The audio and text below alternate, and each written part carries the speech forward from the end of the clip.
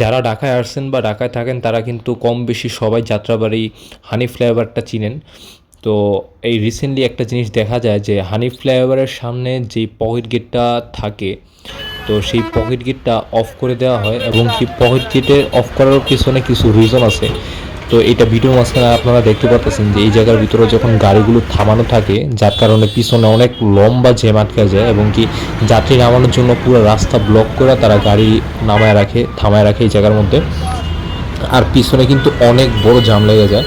তো এটার কারণে এখান থেকে নিউজ পাওয়া গেল যে কিছু ছাত্ররা নাকি এরকম ছাত্র বা কিছু এলাকা সহ কোনো লোক হয়তো বা অভিযোগ করার কারণে থানা থেকে এসে এই রাস্তাটা ব্লক করে দেয় বা এখান থেকে যা পারাপারে যে রাস্তাটা ছিল ছোট, সেটা অফ করে দেওয়া হয় এবং কি তার পিছনে যে জায়গাটা ছিল সেই জায়গার ভিতরে একটু গ্যাপ থাকার কারণে মানুষ সেখানে পকেট গেট হিসেবে সেটাকে ইউজ করতো বা সেখান থেকে বাস উঠতো। তাও কি হয় যে সেই জায়গার ভিতরেও কিন্তু আসলে যাত্রী ওঠানামার কারণে রাস্তার ভিতর জ্যাম তৈরি হয়।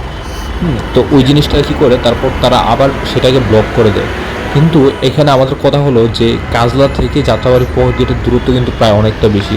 এখন যারা উপর দিয়ে চলে আসে তারা যদি কাজলায় নামে তাদের জন্য রাস্তাটা অনেক বেশি হয়ে যায়।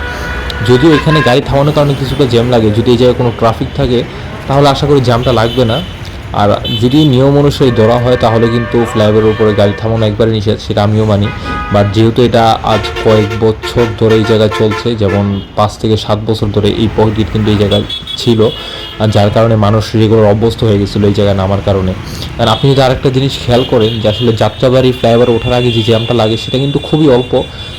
গাড়ির আপনার পার্কিংয়ের কারণে যে সমস্যাটা হয় সেটা সবসময় হয় না, মাঝে মাঝে সমস্যা দেখা দেয়।